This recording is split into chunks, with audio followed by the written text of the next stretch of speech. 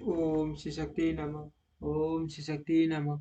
ओम श्री शक्ति नमः। ओम श्री शक्ति नमः। नारद जी का भगवान विष्णु को क्रोध पूर्वक फटकारना और शाप देना, फिर माया के दूर हो जाने पर पश्चाताप पूर्वक भगवान के शरणों में गिरना और शुद्धि का उपाय पूछना तथा भगवान विष्णु का उन्हें समझा बुझाकर शिव का महात्म्य जानने के लिए ब्रह्मा जी के पास जाने का आदेश और शिव के भजन का उपदेश उपदेश देना। सूची कहते हैं, महर्षियों, माया माया मोहित नारद मुनि उन दोनों शिव गणों को यथोचित शाप देकर भी भगवान शिव के इच्छा बस मोह निंदा से जाग न सके। वे भगवान विष्णु के किए हुए कपट को याद करके मन में क्रोध लिए विष्णु लोक को गए और संविदा पाकर प्रज्वलित हुए अग्निदेव की भांति क्रोध से जलते हुए बोले। उनका ज्ञान नष्ट हो गया था, इसीलिए वे दुर्वसन पुनः व्यंग सुनाने लगे। नारद जी ने कहा, अरे अरे, तुम बड़े दुष्ट हो, कपटी और समस्त विश्व को मोह में डाले रहते हो। दूसरों का उत्साह या उत्कर्ष तुमसे सा नहीं जाता। तुम मायावी हो, तुम्हारा अंतःकरण मलिन है। पूर्व काल में तुम्ही ने मोहिनी रूप धारण करके कपट किया, दूसरों को वारुणी मदिरा पिलाई, उन्हें अमृत नहीं पीने दिया। छल कपट में ही अनुराग रखने वाले, हरे, यदि महेश्वर रुद्र दया करके विष न पी लेते तो तुम्हारी सारी माया उसी दिन समाप्त हो जाती। विष्णुदेव, कपट पुण्य चाल तुम्हें अधिक प्रिय है। कपट पुण्य चाल तुम्हें अधिक प्रिय है। तुम्हारा स्वभाव अच्छा नहीं है, तो भी वे भगवान शंकर ने तुम्हें स्वतंत्र बना दिया है। तुम्हारी इस चाल ढाल को समझकर अब वे भगवान शिव भी पश्चाताप करते होंगे।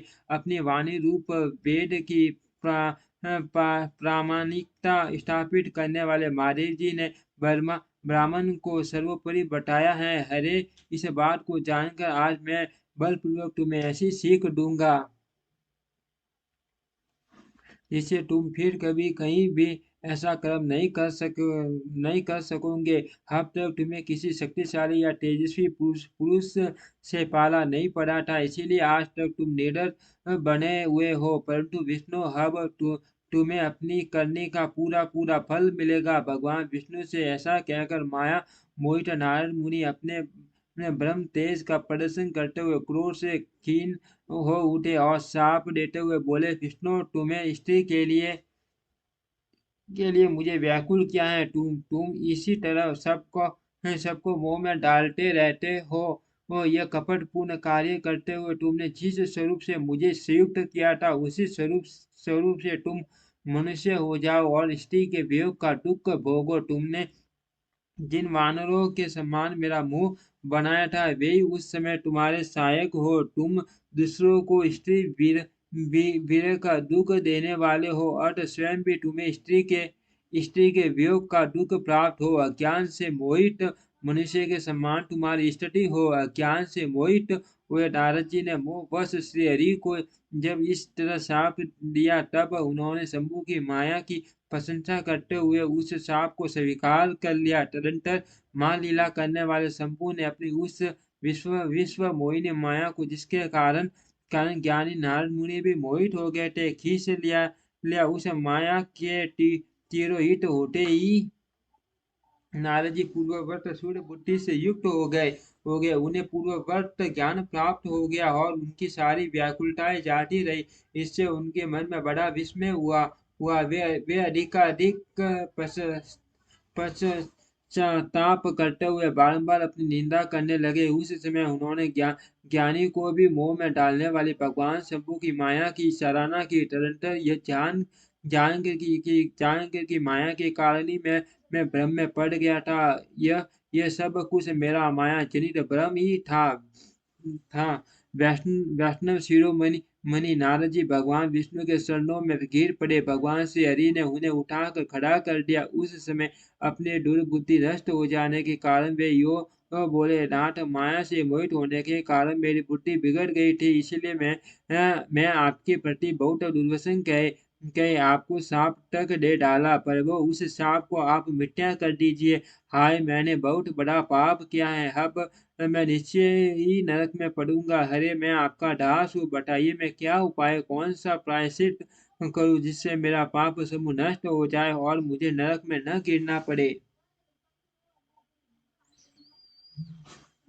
ऐसा कहकर सूर्य बुद्धि वाले मुनि शिरोमणि नारद जी पूर्ण भक्ति भाव से भगवान विष्णु के चरणों में गिर पड़े। उस समय उन्हें बड़ा पश्चाताप हो रहा था। तब श्री विष्णु ने उन्हें उठाकर मधुर वाणी में कहा। भगवान विष्णु बोले, टाढ़ खेद न करो, तुम मेरे श्रेष्ठ भक्त हो, इसमें संशय नहीं। मैं तुम्हें एक बात बताता हूँ, सुनो, उससे निश्चय ही तुम्हारा परम हित होगा, तुम्हें नरक में नहीं जाना पड़ेगा। भगवान शिव तुम्हारा कल्याण करेंगे। तुमने मद से मोहित होकर जो भगवान शिव की बात नहीं मानी मानी थी, उसकी अवहेलना। भगवान विष्णु बोले, तात खेद न करो, तुम मेरे श्रेष्ठ भक्त हो, इसमें संशय नहीं नहीं है। मैं तुम्हें एक बात बताता हूँ, सुनो, उससे निश्चय ही तुम्हारा परम हित होगा, तुम्हें नरक में नहीं जाना पड़ेगा। भगवान शिव तुम्हारा कल्याण करेंगे। तुमने मर्द से मोहित होकर जो भगवान शिव की बात नहीं मानी थी, उसकी अवहेलना कर दी थी, उसी अपराध का भगवान शिव ने तुम्हें ऐसा फल दिया है, क्योंकि वे ही कर्म फल के दाता हैं।